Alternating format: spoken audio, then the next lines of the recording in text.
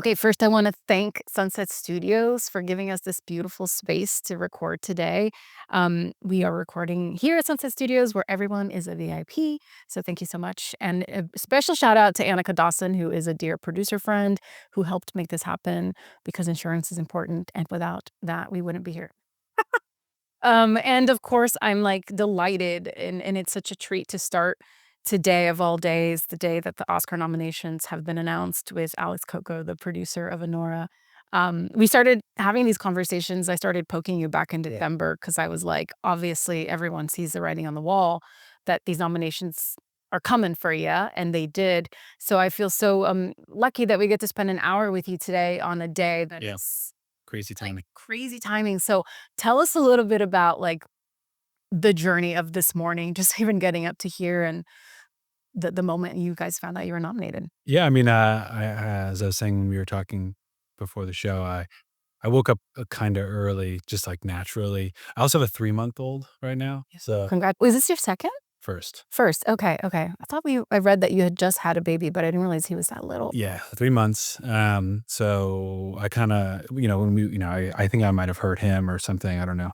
And I kind of woke up like about 30 minutes before they announced it. So I kind of like couldn't really fall back asleep.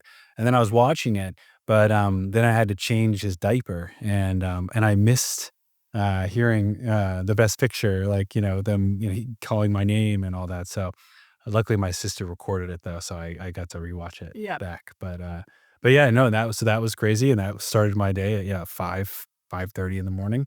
And yeah, now just trying to catch up on texts and phone calls and Yeah.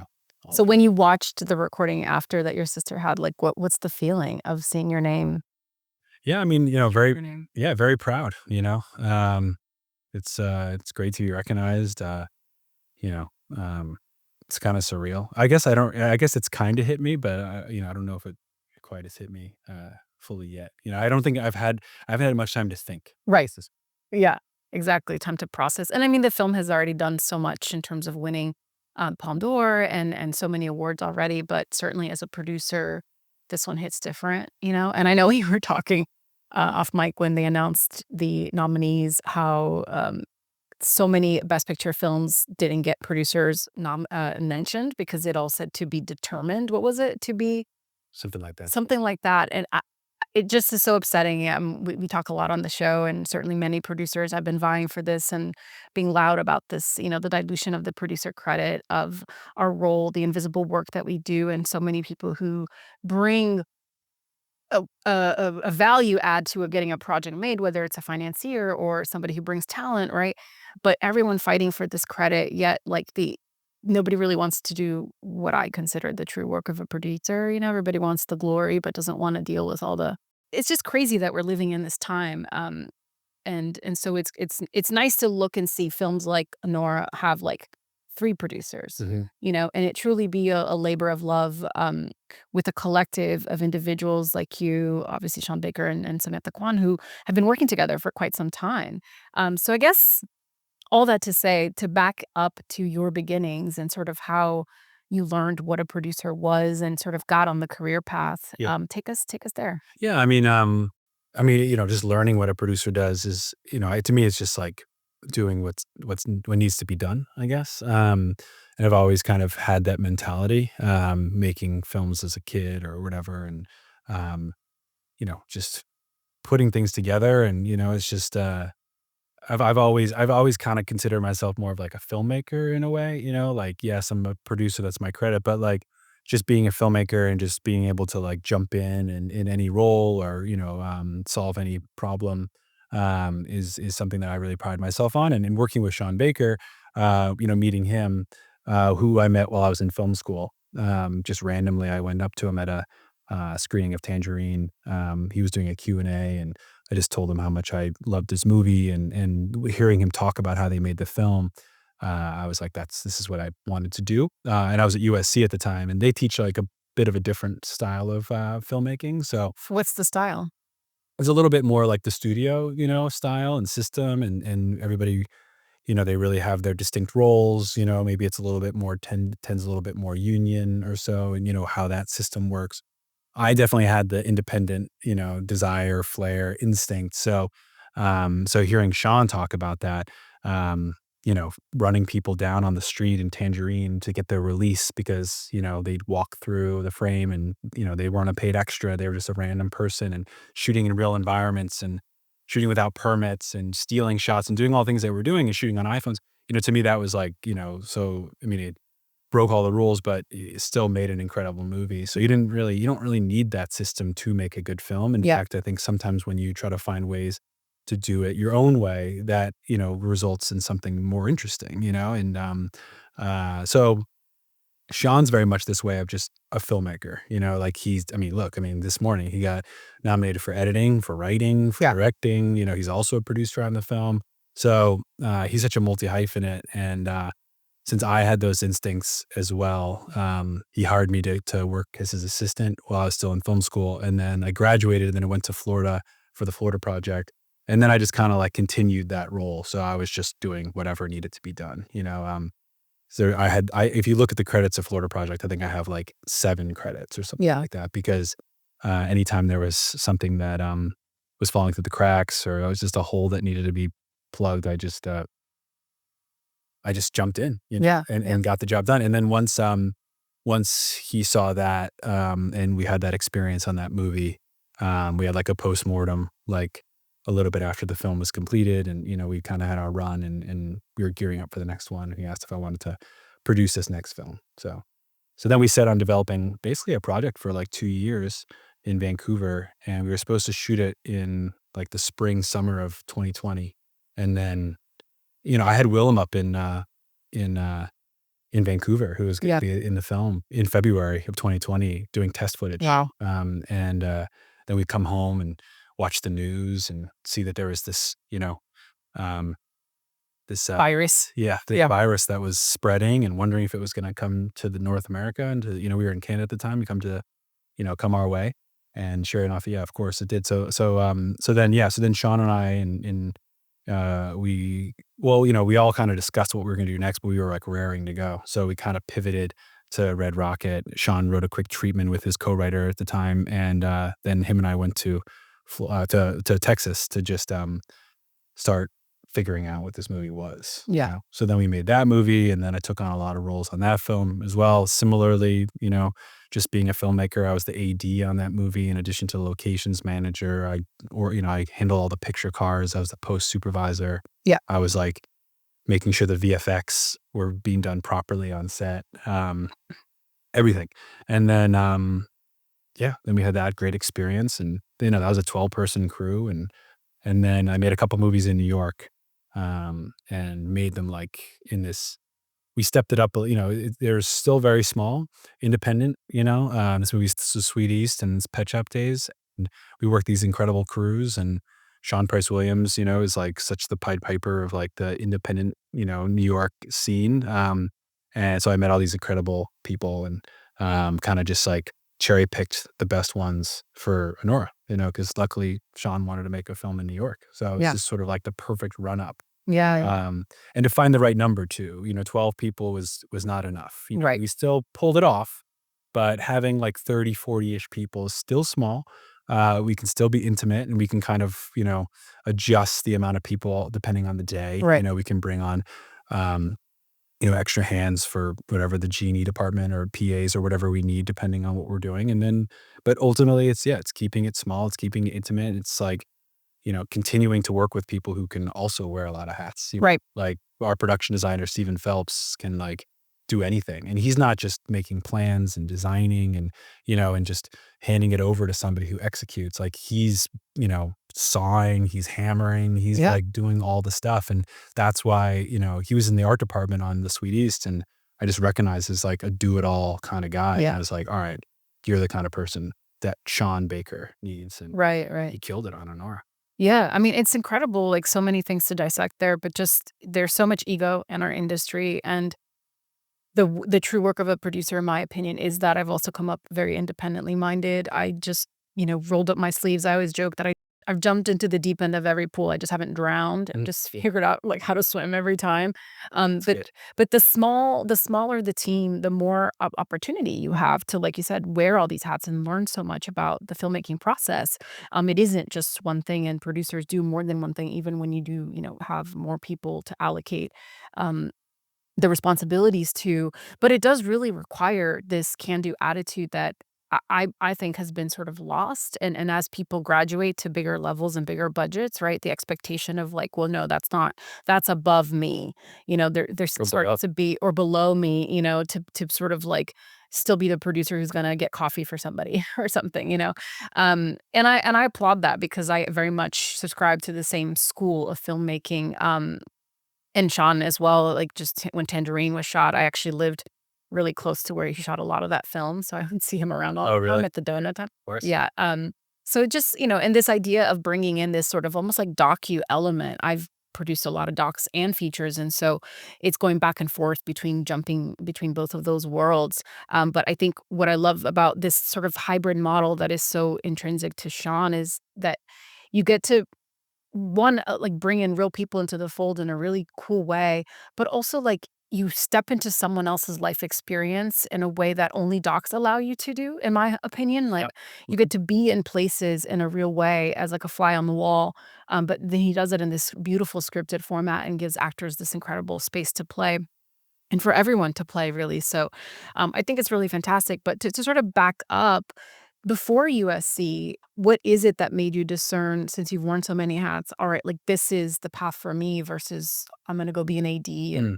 follow that or whatever. Yeah, I mean, it was kinda more natural, when I was younger making because I really, like, fell in love with I mean, I loved films growing up as a kid and just, I mean, who doesn't, But, when I was in high school, my freshman year, I remember my mom was like, "You have to pick an elective, for high school," and, she gave me, like, a list of, all the electives I could choose from, and one of them was, like, intro to, like, narrative filmmaking, and I was like, "Oh." Wow, that's I cool. was like, "Okay, perfect. This is Mhm. great." I hated school. I hated everything about it. I hated all my classes, so this was something that I was like, "This is cool. We can make movies." I'd been making movies with my friends and stuff, like, on, like, you know, little, cameras that, we mostly shot, like, family memories on, and then one of my friends had, like, I don't know, one of the early, like, editing softwares, and we would, Yeah. like, throw it together, didn't know what we were doing. So, I was like, "Cool, I can do this for school." So I did that, and, like, then I really kinda fell in love with it, with, making, and I would, like, um I wouldn't go to, like, lunch, like, or, when we had a break or whatever, I would, like, go to the film room and, like, edit my movie and, like, in the dark, like, while everybody was, like, socializing at lunchtime or, free period or whatever. Yeah. I was just, like, obsessed, and then my teacher, his name's Peter Kingsbury, he would show us movies, like, I think on Wednesday nights, like, after school, because a lot of the films he would show us were, like, R, so he couldn't show us in school, so you have to come as, like, something we would do, like, come at 5 o'clock and watch something, and he showed us some incredible films. A lot of them were, like, avant-garde, like, he showed us a lot of the Stan Brakhage stuff and the, Maya Deren and all those things, but then he showed us, Eraserhead by David Lynch, who obviously, passed away very recently, but that was I mean, his first film, Eraserhead, was the reason why I was like, "Oh, like, you can take this art house stuff, like, that I'm watching, the creative freedom of, like, even personal expression, that these, like, avant-garde, American filmmakers or, in some cases, Cocteau, all from all over the world, making these incredible movies, but then you can also, like, tell a real story and, like, kinda combine, like, a lot of the films that I had been watching as a kid, which is mostly the commercial stuff, Mhm. so I was like, "Wow."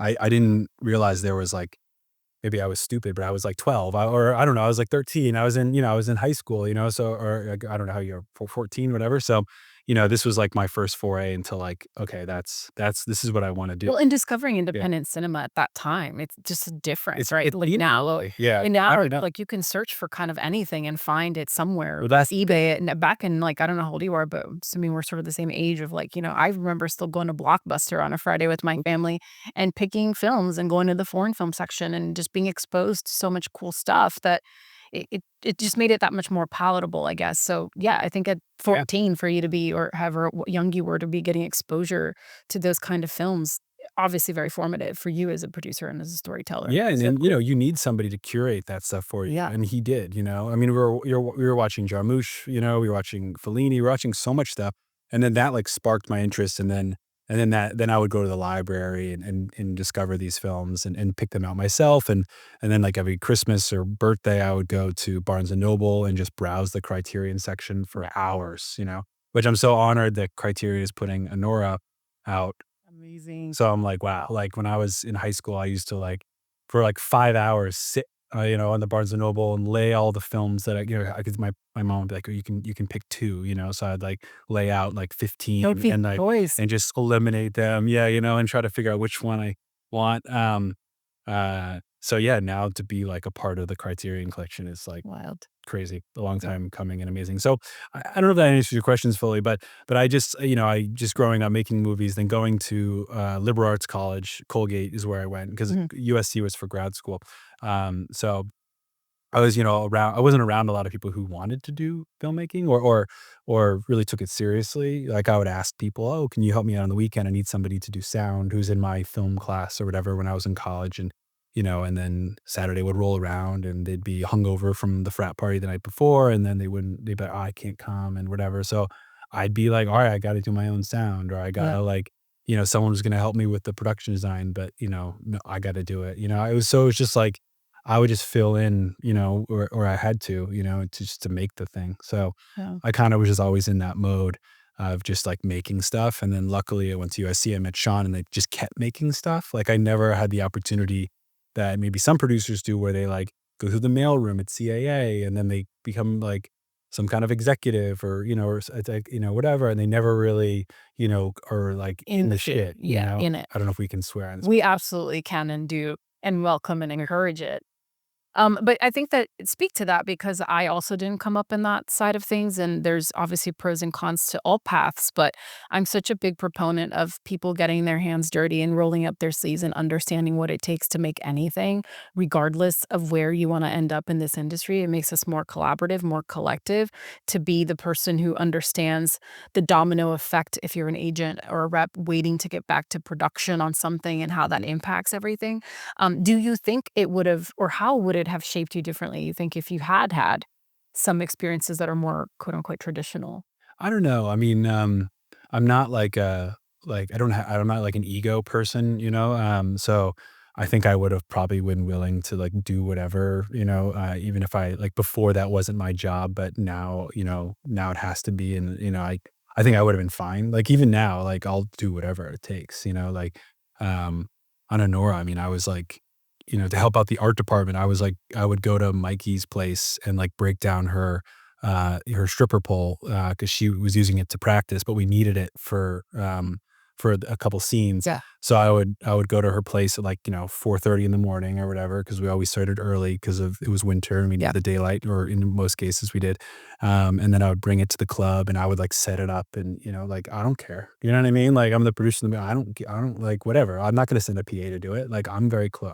We were all living in Brighton Yeah. Beach. I lived the closest. It made the most sense, like, everybody's got the PAs have too much stuff to do. Like, you know what I mean? Like, I'm not just gonna offload it on them because it's, like, not it's beneath me or not my Right. job or something, like and also I think that's, like, a huge thing with the crew as well. I always try to find a job on set, like, besides, like, obviously making running the day and making sure that the days ahead are also, like, properly, planned, and working with the, line producer and the ADs on all that stuff. I also, like, on set in the clubs, I was, like, DJing, sometimes, like, when we would run actual music inside the club, that we pre-cleared, just to give the vibe, and then, Nice. like, when Mikey was going around in that montage in the beginning of the film. That was real, she did that, Yeah, yeah, right? you're re and we were I was playing I was DJing, like music and just So like DJ credit on ANORA is probably your proudest then. yeah, I mean, Okay. I don't think I actually took the credit, but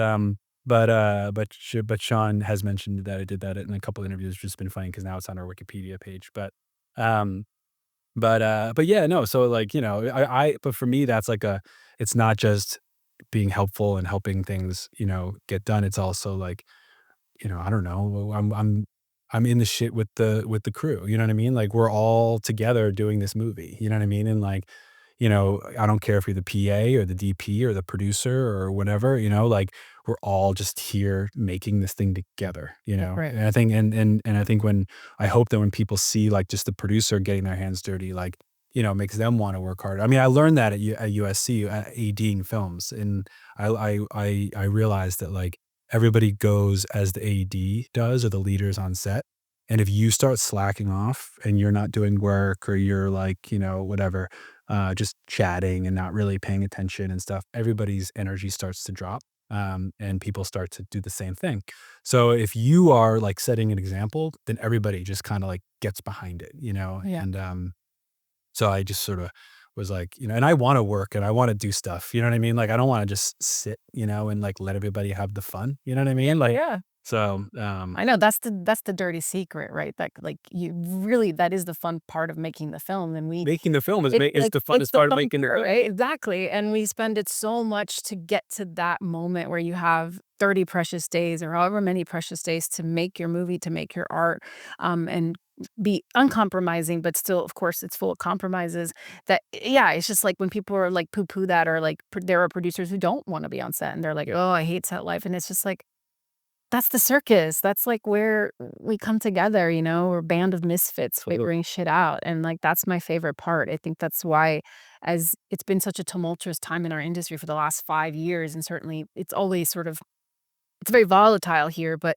I often have daydreams of leaving, and figuring out what else I could do. Sure. But then it's like I get back on set and I'm just reminded of that, of just like this feeling that you can create for people, for a collective of people, of artists, because I do think like everyone who's on that set, to your point, watched movies when they were Yeah, kids well, that's the thing. and fell in love with some aspect of filmmaking, of storytelling. That's why they're there. Or they're like, their dad was a gaffer and they fell into it, but they love it. Like they're just I don't know, especially in making movies in LA and New York, I would say, there's just such a camaraderie and a true love for the art form, and when you're lucky enough to get a collective of those kinds of people on set, like, Yeah, well, that's what we look for. that's what you look for, and that's the addiction, and that's the high of it for me, like, you're always chasing because we can't predict how films are going to do, we certainly try, but how it's gonna land with audiences, and I always say all you have is the journey of making the thing and how you're gonna show up for people, especially as a producer and as a leader, and then the rest is, you know getting the Oscar nomination, that's all, like, cherry on top, Yeah, certainly. not something you think about, you're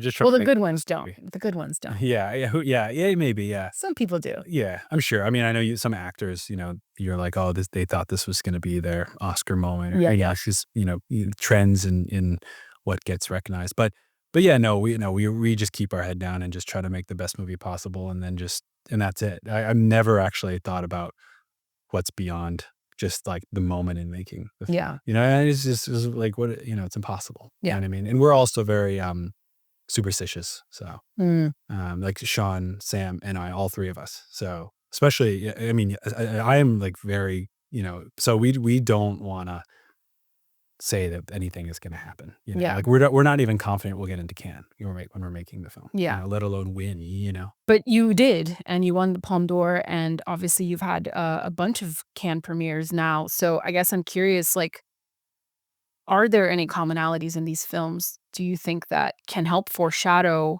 what ends up making a film that is receptive to festivals of that caliber? Yeah, I mean, like, we're making these films, like, truly independently, and, we're making them a certain way, and we're gonna have a studio that's, like, sort of, overseeing and sort of looking over our shoulder and telling us what we can and cannot do. We have, like, full independence on all these films that I've done. And I think, like, a festival like Cannes and Thierry, who runs the festival, like, uh, I mean, they look for, like, original work, like, they're French, they invented the auteur theory and, like, this is, like, they want cinema, you know what I mean? Like, Yeah. I mean, I talked to Coralie at like a Globe, party, who directed Substance, Yeah. and we had met in Cannes, but I saw her again, and we chatted for a minute, and she was just like all she could say was she was like, "I'm just so happy that, like, Americans are like cinema is like, is being recognized, like, when you're in Cannes, you really feel like you're surrounded by cinema, and people might think that's pretentious or whatever, but it's like but it is just like people a love for film, a really, like, distinct voice, making something in a way that's unique, yeah, so I think it's like so I think, like, the through line for me is just, like, picking projects that are taking risks that are, whether it's with story or how we make the film or, and, the type of people we're casting in the film, Yeah. it's, Cannes doesn't necessarily have, it's not just like, of course, every now and, Wes Anderson, always his cast and he tends to get in, but, a lot of times it's these tiny little movies, Yeah. that, don't have any cast in it. The Girl with the Needle, that was like Cannes, when we were there and, that got nominated today in International Feature, it's like these incredible, works from people from all over the world, with actors from all over the world. It's such a, I love that festival so much. I can't say enough about it. Yeah. It's the one of my cherished experiences whenever I get to go. Fortunately, I've been able to kind of I've been like going up, like Yeah. Yeah. to the third time culminate in like winning was like, really special. Yeah, absolutely. I mean, there's so much more that I'm sure is coming for you guys in terms of I know you're superstitious, but not just the success of this film, but how films like this getting recognized, this style of cinema to your point, like how that opens doors and inspires others to create art in this form, especially at a time when market contractions and Hollywood is gonna Hollywood, and how do you make a movie for a certain price point, certainly in LA, people are talking about that a lot right now, but to know that there is a way and there is a pathway to be creative and to make your movie I mean, Sean is like the ultimate example of that, he was shooting on iPhones before that was sexy, you know? Sure. Um, and so it just is an example of, like, if you have a vision, if you have something you wanna say, like, there is a pathway for you, and it's almost like there's no excuse, but to know that there are places and festivals and collectives like Cannes who celebrate cinema and independent creative risks at that stage where then others will pay attention, like, that should be, I think, hopefully ammo enough for anyone who is listening and is inspired to, like, go and make their shit, you Yeah, know, I know. and stop waiting for permission, and it's like, I say this to myself because I think it's easy to get caught up in the machine of it all and the story and the narrative, of course, of, like, you gotta play by these certain rules if you wanna get recognized, if you wanna get your projects made, and so much is jumping through other people's hoops just to get a yes, oftentimes, especially as producers, our life is rejection. Yeah, fortunately, as a producer, you can kind of like put a little bit of like a distance, because you are taking a script to somebody and hoping that they'll be interested in financing it, but it's not your personal work, Right. like Yeah. you are backing the project. So there is a reflection of you, in many ways. So you want people to like what you're putting forth, but yeah, but I think that's just yeah, I think you just have to kinda have a thick skin, Yeah. and just always remember that, like, there's so many films that so many people have passed on and that end up, being successful. I mean, like, you know, even, like, the case of, like, The Substance, like, that found its way to movie, and now they're having this great success, You know, when you talk about having thick skin, I mean, this industry is so this town, this pathway is filled with so many ups and downs, and certainly you're, like, at one of the highest highs one could have, but when you are in these lulls, how do you navigate all of that stuff? How do you navigate the doors getting slammed in your face? M maybe pre some of these, accolades, maybe not getting taken as seriously, and just keep finding, whatever it is you find in yourself to just keep going no matter what.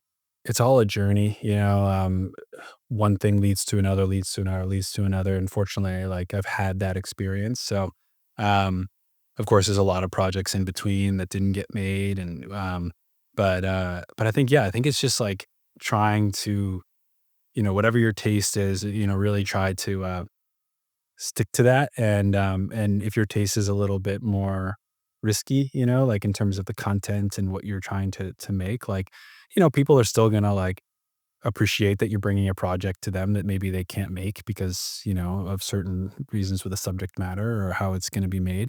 Um, but at least you're, like, establishing yourself as, like, this is the kinda stuff you wanna get behind, and then when you are able to make those projects, then, then you're you can attract more people who are, wanna work in that same, the same vein, and then, with ANORA, it's like, yeah, like, I don't know, we didn't know we didn't know the Academy would, like, accept a film like this, like, that's not what we're thinking about, so, um, and some people even said as we are gaining some traction, like, "Oh, it's, no way is the Academy gonna accept a film about a sex worker," and then people say, "Oh, but Poor Things last year, like, had a lot of nudity and sex," like, it's like, I'm just happy that I'm finally getting to a place where we are making risky work, but it's working and people are, we've done well, not just with the awards, but also, at the box office. And Right. so it's like, okay, like maybe, I'm hopefully getting to a point where people can, are a little bit more willing to like, you know, take a risk on something, but it's not easy and it's not easy to find good work, So if you find a script, no matter how, you know, worried you are about somebody wanting to finance it. But also it's like anything can be made for any amount of money in any way in many ways, like maybe that's not completely true, but it is kind of true, Yeah. Like we made Red Rocket for $1 million. Like if we had truly made it for like what we think we should have made it for, we would have made it for way more. Yeah. But our financiers said, "Here's $1 million. It's COVID. We can't like, with the insurance, like there was all these issues with like Right. it was risky for him to even put up $1 million because we might go there, research, spend money, or get halfway through the film and then have an outbreak and then have to like not and then never finish the film. Like Right. there were so many risks. So so we were just like, all right, it's $1 million. How do we do this? You know what I Yeah. mean? Yeah. So then we just figured it out, and Yeah. I think a lot of people um I've, worked with some filmmakers and, not necessarily projects all the time that I'm doing myself, but just like I'm willing to read a script for a friend or look at a budget and, sort of chat about how they're going to get it made. Some of them are first time filmmakers. And, a lot of times I get these budgets that are like, $10 million for somebody's first feature. Um, and they're like, we have to attach a big star and, we have millions of dollars in the cast line and stuff. And I'm just like, guys, like, like, yeah, maybe that could happen. Like, Yeah. yeah, give it a shot. You could probably make this for way less, Right. and then you won't get so many doors slammed in your face. If you present a budget for $1 million for your debut and, maybe you have a connection to an actor who like needs a lift or needs like a new project or is trying to go through a transition where they're like shifting, towards like, something more, risky or artistic or Yeah. independent or whatever, then like, then great, then, just think about it that way. You know what I Yeah. mean? Like, by any means necessary, I think is like the way that I like to think, approach each project. Yeah, yeah, and I think there's multiple permutations to your point of, like, how a project can exist, and, I think there's, the dream budget. I always say, like, "This is the dream, sure, but this is, like, what's probably gonna be the sweet spot," and then there are versions of this movie you can make for under that, sure, but sometimes it does come into, like, there are creative compromises, and some movies can be backed into that corner and thrive, and others can't, Yeah. and then it's up to the filmmakers to decide, is this story still worth telling to you if you have to make these concessions. And I, as a producer, always like to guide that conversation and certainly inform that conversation because sometimes it's the difference between making your movie or not making your movie, Yeah. and some stories have to be told a certain way and others don't, but like the blueprint is still there. And I always say, you're still going to build a house. You just may not have marble floors, in your house. And so there is always a pathway forward. I wonder if like having so many of these incredible accolades and having the film do better at the box office, how does this help you specifically and with Sean's future works get money? Like, do you think that's now going to help you guys get bigger budgets? Is that something you want to do? Or is the desire to still be able to play within these smaller arenas?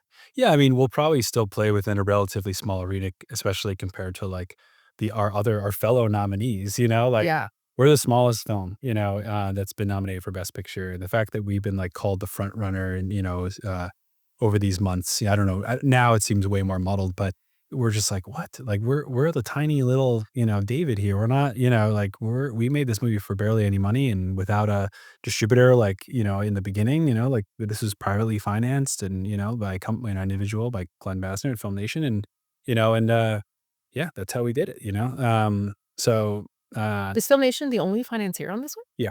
Interesting, okay. Yep. So yeah, For Glenn, yeah, great, he's he's got the best, yeah. great taste. No, of course. He's awesome, and he really let us do our thing. I mean, this was the 2nd film we've done with him, so he kinda knew sort of what we were all about and how we, wanted to make movies and whatnot, but, yeah, hopefully this, like, raises the profile and, Sean, because a lot of times when, Sean doesn't wanna cast big stars all the time, A-list talent. I mean, not that he's against it, like, every project's different. Some Yeah. projects we have, that he whether they're full scripts or they're just ideas. Some of those would be big cast. Like I mentioned, this one we didn't make with Willem, like, but then there's other projects that would be no cast, like no A-list, like, like really just like getting back to those other roots of Sean's, and even this film, like Anora, Mikey, has become somebody, but when we cast her, she was still, still trying to find her way, Yeah, yeah. in the especially in film, I mean, she did Once Upon a Time, and that was big for her, but, it was a small role, so this is huge for her, and I'm so proud of her. She's incredible, and she Mhm. deserves it. She called me this morning, like, when she got Great. nominated, it was just, yeah, I mean, there's no one more deserving than her, but yeah, but then the other cast is all like, I mean, Yura Borisov, who's also nominated, Yeah, I he's like a know. huge star in Russia, so, like, Incredible. yeah, Like, what a treat that guy is. he's the best, yeah. Side note, just Oh, man. could watch his face all day. Yeah, it was ridiculous watching him on set because Mark, Edelstein, he was first, who plays Ivan, in terms of the shooting schedule. We knew, like, Yura, we knew how famous he was, and we saw him in Compartment Number 6. We knew the caliber of actor he was, but, when Mark showed up, Mark just had such incredible energy, and we were like, "Whoa, like, this kid is amazing." Like, he might be, like, to Mikey, if Mikey's the real, number 1 on the call sheet, like, Mark is, like, really making a run to be, like, the number 2, Yeah. because all the guys are a little bit even in some ways, Yeah, yeah. um, and he just blew us away, and then Yura comes, and we were like, "Oh, shit," like, Yura is, like, coming with the fire now too, like, we, like, his first day on set was when he meets, um, Mikey's character for the first time, and he says, like, "I'm Igor," Yeah. and then she says, like, "I'm Ivan's wife," and he's like, "Congratulations," and, like, that made us all crack up, and he barely did anything, and we were like, "Oh, this is gonna be fun," and I'm sure he, like like, must have loved playing this very dynamic, complex role, which on the surface comes across like we've seen this guy. sure. We've seen this guy in Yeah. every movie, right? And then it just unravels in this really beautiful way. For me, like, that was one of my favorite parts of the film, just the journey that Sean takes us on through his eyes and the moment the camera starts to really focus in on him. And as an audience, we're like, "Hey, why do we keep what's the deal with this guy? Why do we keep seeing him so much? Like, where's this going?" And the payoff was so incredible. I loved it. It was a So, delicate balance, like, yeah. we were getting a couple notes when we were showing it, initially to, like, Film Nation and, Neon came in when we wrapped production, so they were there pretty early and obviously before we had a real cut, so, but yeah, so we did get some notes about, like, are we playing our hand too much? So we had to, like, kinda pull back. We cut a little bit of cutting to Yura, after that full cut just 'cause, yeah, it's that delicate balance of, like, revealing him slowly, and he had this incredible idea. I was with him, in the costume, room when he was, like, getting fitted, and he was, like, trying to come up with his costume with our costume designer, Jocelyn Pierce, and, a big thing that he wanted to do was he wanted to start with, like, a lot of clothes on. Like, in the beginning, he wanted to have his hood up in the car when he's driving when we first see him, but, Sean was like, "Well, we can't see your face." So he had to have the hood down for that part, but when he comes in the house, he has his hood up. And what he wanted is to, like, as we start to, like, reveal this character, we also start to peel back these layers of his clothes. So you see, like, then he takes his hood down. Eventually, his jacket comes off. Eventually, like, you see more and more of him physically until, like, toward the very end, like, he's in a t-shirt when they're on the Yeah. couch, Yeah. and then, which I thought was just such a, like, an incredible, That's yeah, just like how he was thinking about, his approach to yeah, not just his character, but also like how his character is going to come across on the screen too, yeah. like he was thinking about all those I things. love So that. anyway, so to get back to your question just real quick. I mean, I don't know, we just want to make the movie we want to make, and we definitely, it's really hard to make these small films. We definitely suffer a lot with like how much sacrifice and how much we have to do.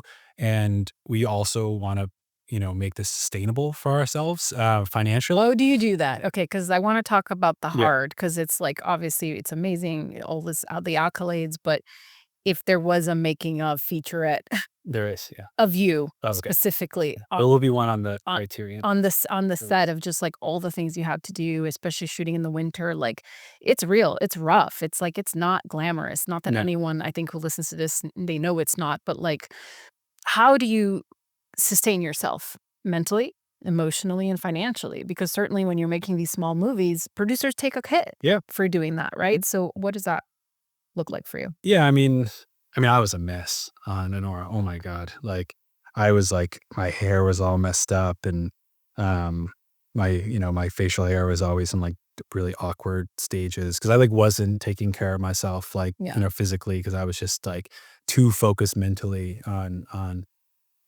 because the film felt like it was hanging by a thread all the time. We had so little money, we have so many set pieces. Getting everything done was like a real tall order and Mhm. hard task.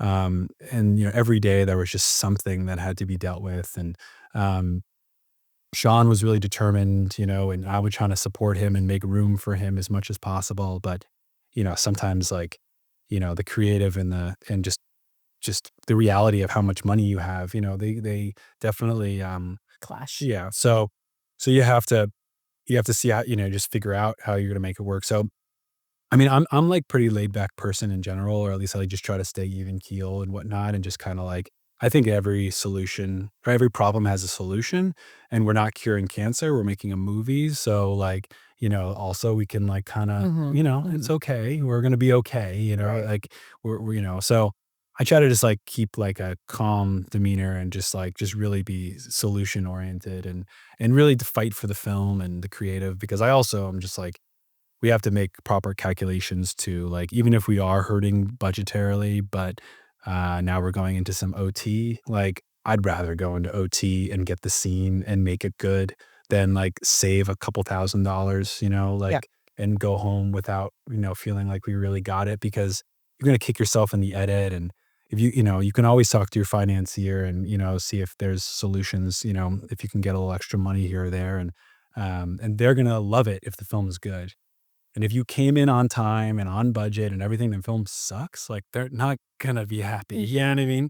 If you go a little over budget and the movie's really good, then it's all okay, just make a good movie, but yeah, so I think it's yeah, it's just you just be I don't know, I also just love filmmaking, so I just, like, lock in, you know what I mean? Like, I'm okay to just be like, "This is what I eat, breathe, sleep this," Okay, but you're married and now you have like a 3-month-old baby. So when you're in that state of existence, and I don't know how long Sean Yeah, shoots for, how contained you guys can be with like a production schedule, but like how does that impact your ability to like show up for yourself or for your community yeah. in a way? What's the Well cost of that to you? my wife works on all these films. So Okay, so she's there you go. She's yeah. there with you. So she started working on Red Rocket and she did all of them, like even the other ones outside of Sean Baker, as well. So she's with me, like she's working in the production office as a supervisor or whatever. And so when we're like after we're still kind of working, we're not working, but we're like chatting about work and the next day and figuring things out. It's like, we're still working, but we're also like hanging out and having Right. dinner or something. So, and she's okay to do that, and I'm okay to do that. I don't know. People are always like, "How do you do it? How do you work with your significant other?" But I don't know. It works for us. So, but obviously, having a kid now, that could like things could change a little bit about how that dynamic works and whatnot. But luckily these are short-ish periods of time. Yeah. Yeah. It's like not forever. It's these movies, even with prep and production, it's like 2 to 3 months, and you can kind of get through it. Yeah.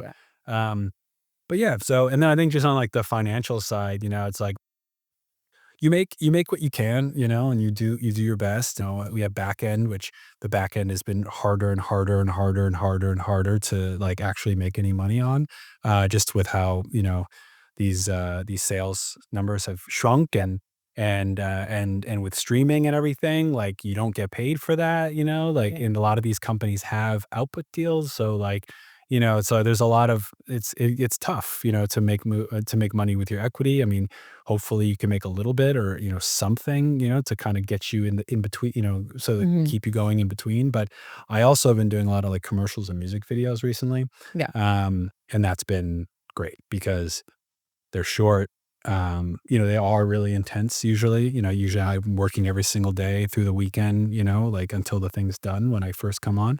But you make good money. The rates are great, Yeah. and so you can stack cash fast. You Yeah. know what I mean? Yeah. Sure. Which is nice. And then keep yourself sustained. And then the hope is that on these next films, even if we don't have much cast, with Sean being nominated for, screenplay, directing, editing, producing, like, and having Best Picture, all the things we can like Sean can be our no matter what, our brand, our the thing that we can kind of like pin the financing on a little bit with Mm. our financier.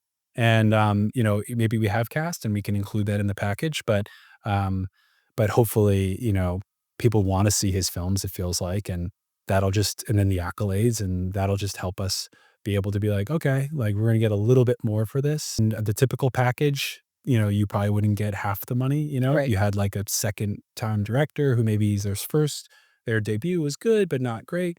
Like hopefully Sean's established him enough that people are just like, no, we want to, like we know that the value of a Sean Baker film is significant enough. And look, like again, when I say significant, like we're not looking for like $50 million. You know what I mean? Like Yeah, we're but not going there at all. Like we're still saying assuming you independent yeah, fear. I'm And assuming you guys have been playing in the sub 5 space most of your films, yeah, basically. right? Yeah. Yeah, so But but, so like we're hoping to like kind of double it. You know what I mean? So we're not like looking to like, yeah, we're not going crazy. yeah, I'm You know? so curious if, like, the Marvels and all of those are gonna come for Sean Baker after this, and what if that happened, like, what does, like, Sean Baker directing Star Wars look like, can you imagine? Yeah. I It think would he would, like, flounder, he'd be like, "I don't know what to do." Yeah, he would never do it. But we have some like, some projects that are like maybe,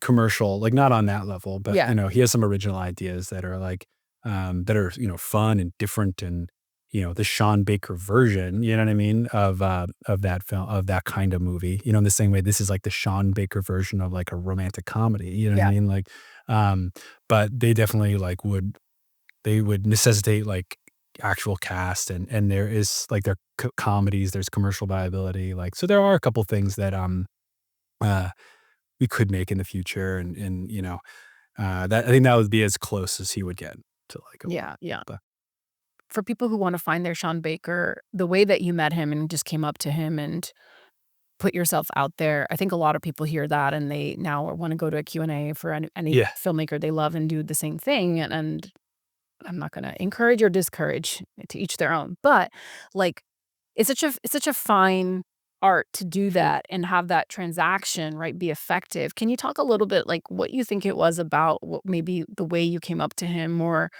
that moment that really lent itself to a conversation perhaps that then became a job and, like, to not have been on this journey with him? Yeah, I mean, you gotta shoot your shot and it's also, like, it's volume, Like, this wasn't, like, the first time I did this. Like, Mm.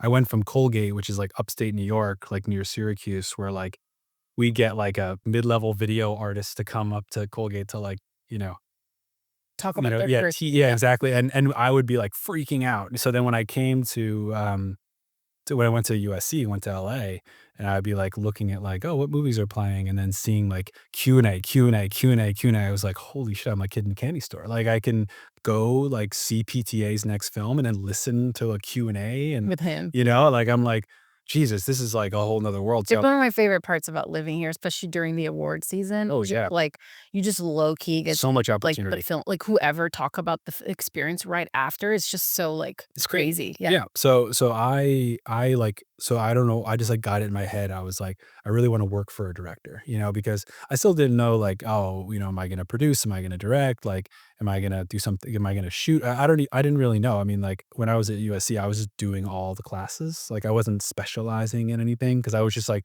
"I wanna be well-rounded. I wanna be able to do anything." So, and I like every part of the process. So, it was fun for me, enjoyable for me. There wasn't any part of the process that I loathed or that I, like, didn't wanna do. So I was like, I wanna work for a director. I think just, like, getting in with a director, whether that's, like, learning from somebody or working with them or just being a part of, like, a special film is something that I was, like, really seeking. So I would just, like, circle, Q&A screenings, when there was a director that was speaking and just go up to them after and, if the director was a little bit maybe a little more famous and maybe, like, not as willing and there was a lot of people trying to talk to them, I would, like, then, like, find their assistant or, like, and then chat up the assistant and, like, try to exchange information with them and be like, and then email them and be, just I was just hoping that maybe, like, if they left or if they got promoted, like, they would be like, "I gotta replace myself. Oh, there's that plucky kid from USC who's, like, emailed me a few times, like, I don't wanna go through these resumes. Let's see, bring him in. He seemed fine," like, I just was hoping that, like, if I did this enough, like, it would work out, with someone. So, it's always you always have to be respectful in this stuff, you always have to, like, don't email them a million times, like, just email them once, just establish the connection, and then wait a few months or wait a few weeks or a month or something, and then maybe just check in and just be like, "How's" whatever, and, so stay, like, in their mind, but don't, like, overdo it, but and also don't, like, just totally disappear because most likely they're not gonna remember you, so, like, you gotta remind them. Yeah. Um, it's not just like I went to one screening with Sean and then that was it. Like, Sean was just the person who took a shot on me, and it was also just serendipity and very just good fortune because after I saw him at that Tangerine screening, I didn't hear from him and I don't know, I didn't check in and because I was just trying to leave him alone, and, I think I was waiting, like, some period of time to, like, check back, Mm. but then I went to a screening of Gaspar Noé's Love in, 3D, at the Arrow. It was like a midnight screening, like a Sunday night. It wa 'Cause I went to the screening, like, the night before, but my then girlfriend, now wife, couldn't handle it, so we had to leave, and I was like, "Shit, I wanna see this whole movie in 3D because I don't think there'll be another chance." So, Yeah. there's no way this is playing, like, wide in 3D. So, so I went back the next night, saw it at midnight, which was the last screening, and then Sean was just standing outside, when everyone was letting out of the theater. It was, like, 3 in the morning because the movie was long and it was a late start, and I just went up to him and I was like, "I don't know if you remember me." He remembered me, and, and he was like, "I've been looking for your email. I'm doing this fashion film." So it's just like, great. He needed someone. I was willing to work. I was in school, so it made it very easy because I wasn't like looking for like a salary, like I could kind of like figure it out, Yeah. yeah, so it's just that was just good fortune, Yeah. Good um, fortune. and then just making the most out of the opportunity. Yeah, but I think, like, the type of film you guys were seeing to be at, again, where cinema lives and then having that connection and that connective tissue, like, certainly solidifies something inherent in the work too, right? That, like, this is the kind of thing you're doing for fun. Yeah. Right, yeah, USC has a certain reputation maybe in a way, but he saw that I was like, we like the same movies, and Yeah. the kinds of films, so it just, like, made sense. Yeah, yeah. Being a producer has so many different connotations and definitions. At its core, what does being a producer mean to you?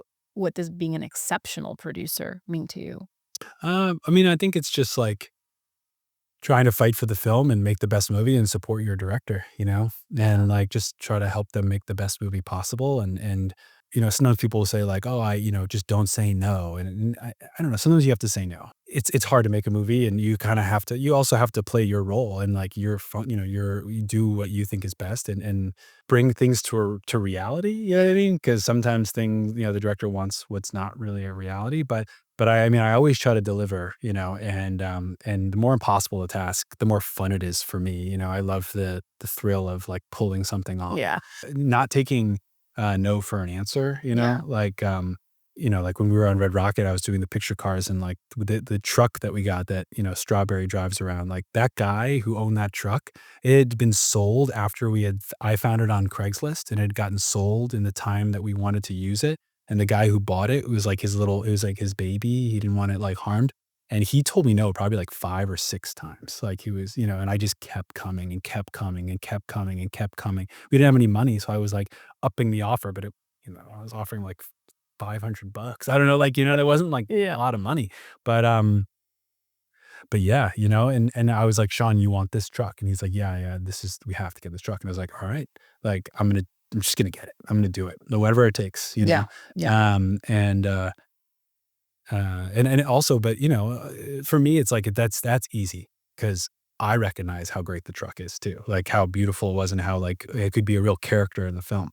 So I was like, we're not going to settle Right. because we had another truck that was offered, and it was like, you know, Okay. it Right. was okay, it was fine, Yeah. but I it think it's wasn't like, going to be, yeah. wasn't going to pop on the screen, Right, you right. know? And I think it's knowing that, right, when you have a creative director who maybe is really bent on something, and sometimes there can be another path, and sometimes, like, there just isn't, and knowing when to discern the 2.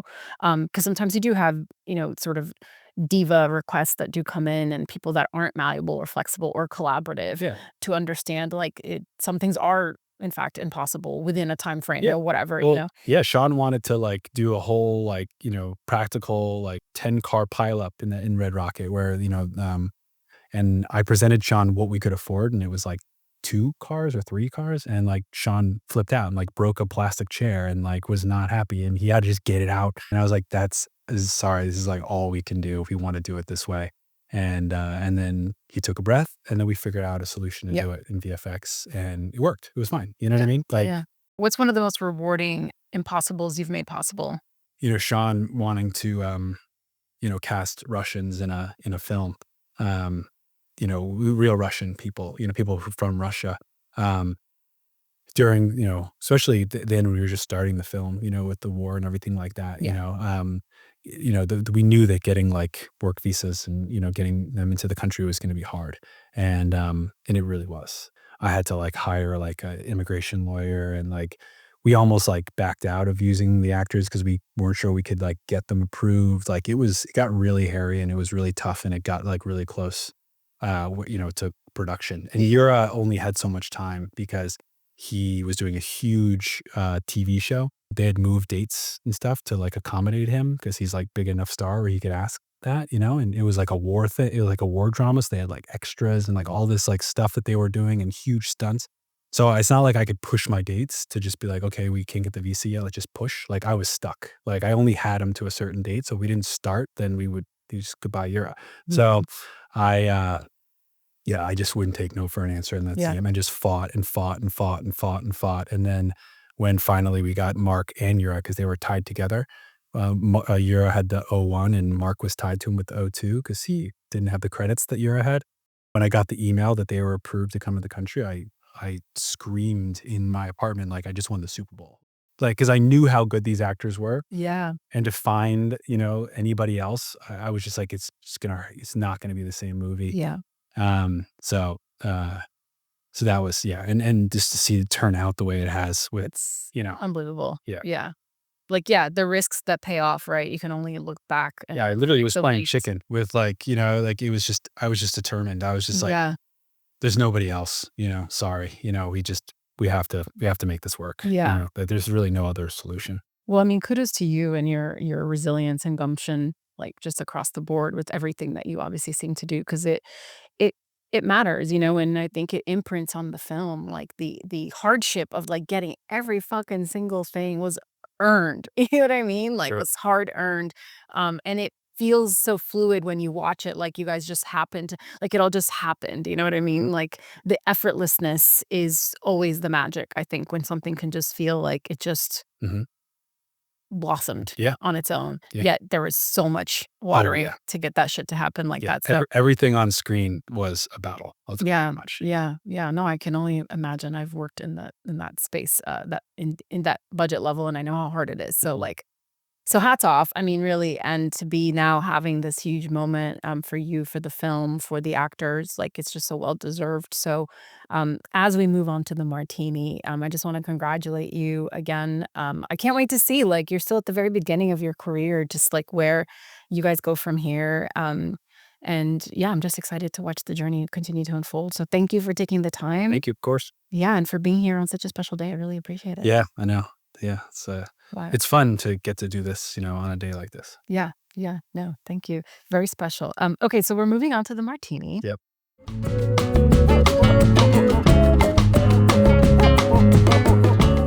What's a song that teleports you to a happy place? Oh, wow.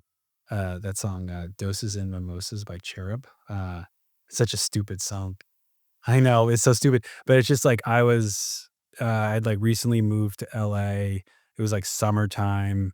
I was, like, first dating my then girlfriend, now wife, and, I don't know, I heard that song for the first time, and, like, it just reminds me of, like, summer when I was, like, 23 years old, like, Yeah. in LA, like, That I don't. feeling of possibility. Yeah, it was just You're big. new here. Totally, yeah, I don't know, and just everything was so brand new, the sunshine, the palm trees, just the energy of LA, like, I grew up on the East Coast, I grew up in Connecticut, went to, snowy and cold Colgate, in upstate New York, so this was, like, brand new for me, Yeah. so Love it. Okay. What is the latest piece of art that moved you? It could be a book, a film, anything. I read, uh, William Friedkin's book, The Friedkin Connection, and he just talks about his career and his life, and I listened to it on Audible, but he narrated it, and, yeah, and he just talked about, the making of all his films, Exorcist, Sorcerer, French Connection, and just hearing his stories, like, about how he made these movies, and it just, like, it gets me excited. We shot on Stillwell, which is where they, when, Popeye Doyle's like, racing the train, he's trying to, when the guy gets on the train, above the road and he's like trying to, we shot like underneath there, which is where he did that chase. And just hearing him, like how he pulled that off. Like, I think apparently he like paid off the guy who's like head of the, that transportation, department. He, like, gave him, like, $40,000 and a ticket to, like, Hawaii or something like that because he knew he was gonna get fired as soon as the movie came out.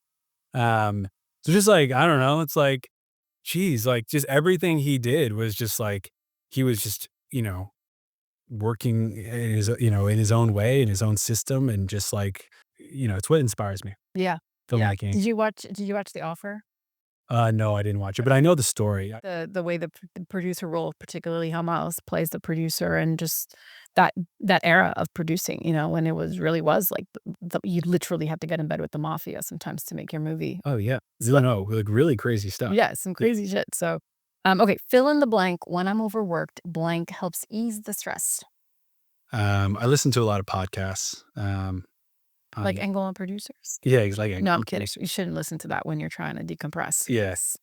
Yeah, no, exactly, yeah. No, I kinda do because I just love, like, hearing people's stories and, and just, like, sharing swapping stories and hearing how other people did it and stuff, but really what kinda, like, calms me down is, I listen to tons of different podcasts, like, some a lot more, like, more intelligent than this, but I listen to, a lot of, Philadelphia Eagles podcasts. Mm. I'm from Connecticut, but I've been an Eagles fan since I was a little kid, and, I can just put those on in the background and just, like, hear them talk about the team and, where they are in the season or the off season or whatever, and it just feels like these podcasts are great because you just feel like you're, like, hanging out with people and Ex just, like, having a conversation because you always have a conversation a little bit in your head with Right. people you're listening to, Yeah. and it's Yeah. so conversational in so many cases that it's hard not to, Right, and it's hard because sometimes you're like you feel like you know these people because you Oh my god. especially when Yeah. there's something really intimate about having someone in your ear like that when you're, like, living life. It is, like, a interesting medium.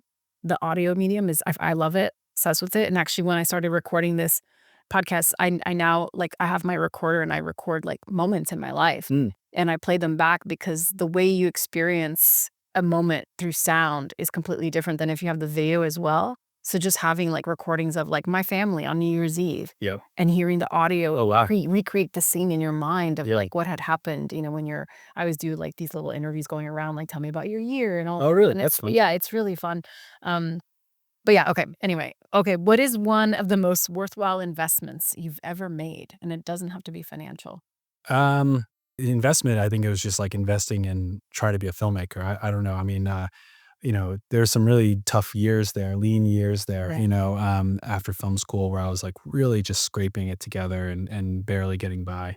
Obviously, going from Florida to then Sean saying, "You'll be my producer on my next film," like, I was just like, "I just gotta get to that point," you know? So, I really invested in, like, being, getting just getting the opportunity to do that movie and just, like, figuring it out in the time in between. Um, so, just doing whatever I could just to make money, just to, like, barely make the rent, like, every month, and just, like, having everything be as cheap as possible. And then even, like, the films after that, like, doing The Sweet East, like, another low budget film, like, I just really wanted to be around those people and, those kind of filmmakers and I didn't make a lot of money on that movie, but it was, like, just important, to do that film. Same thing with Pet Shop Days after that, and then on ANORA, like, um, we knew we had kinda had a feeling how much we could sell the film for, but we, like, really wanted to make the movie the way we wanted to make it, so we didn't really dictate the budget based off of that. We really were like, "Let's just make it for what we think is the best number and just make the best film possible, and let's Yep. just see what happens." So I think just every step of the way, I think, has been, like, an investment, you know what I Yeah. mean? It's like, unfortunately, it's gotten better and better, some of these investments are having some returns, Yeah. um, but yeah, so I think just investing in just this crazy career Amen. and getting here, like, yeah, be thick here, being well on it, it's just like, okay, like, at least, like, I'm getting some recognition for the work. Yeah, some, like, So the highest of recognitions, and yeah, okay. Finally, the last question, what's one failure you wouldn't be here without? when I was at USC, I, was thinking, like, for some reason, I got this in me my first year. I was like, maybe I'm gonna be a DP. And I shot my own film, and I did, like, somebody else's or something. I shot for them, and everyone was like, "Holy, like, you're an incredible DP." Especially since for my movie, 'cause I shot my own movie, and I really, like, I had full control, and it was, like, very much in the style that I was making my shorts and stuff, how I got into USC or whatever. And then everybody in the class started asking me to DP, their films. We were taught in, like, one of the classes, like, long lenses, like, shooting long lens and, like, so, like, I was shooting, like, we only had a fixed lens, it was a zoom lens, so I shot somebody's short, like, basically all at the end of the zoom lens. Yeah. So, like, the background was, out of focus. Like, I feel like this is an instinct that a lot of people have when they're making their first films, to, like, throw everything in the background out of focus because it's pretty. Anyway, I did this movie and I got ripped apart for it in class. Everyone was like, my teacher was like, "This, you did a horrible job." Like, and I was so embarrassed that I, like, hurt this person's film and whatever. And I was like, "All right, I guess I'm not a DP." So maybe I'll be involved in that side of things. I'm Mm, interested in it. I'm going to learn as much as I can and, like, whatever, but maybe it's not my career path, yeah. you know? Have you revisited that film? Do you agree? Is it really that bad? I don't know. I thought it looked pretty good, but that's in my mind's eye. I really don't remember, and I'd have to contact that student and see if she still has it on a hard drive or something. Maybe we can, have a viewing party. That'd be Yeah, fun. but the other films I did were pretty good, Yeah. but this one was, yeah, this I just my teacher was like, she really was not happy, and, it was actually the directing teacher who told us to, like, shoot on a long lens. It Mm, was, like, really about, and I was just experimenting, you know what I mean? Like, yeah, but I maybe shouldn't have done it on somebody else. maybe. So, Well, hey, it paid off. Well, thank you so much. I mean, this show is only possible thanks to people like you who say yes and want to engage and share a bit of your journey and your wisdom with me and the listeners. It's helps us all keep going and feel our own wells with, sense of possibility and just a continued spark to do this work that is so rewarding but so incredibly hard. yeah, thank you. I love the opportunity to talk about it and, like, hopefully other people wanna do it too, Yeah, We need we need to more keep producers. yeah, we need to keep it going, uh and, I know it's a scary thing to try to do, but, you know, if you wanna do it, then you just do it, Just do it. Yeah, it's Yeah. worthwhile.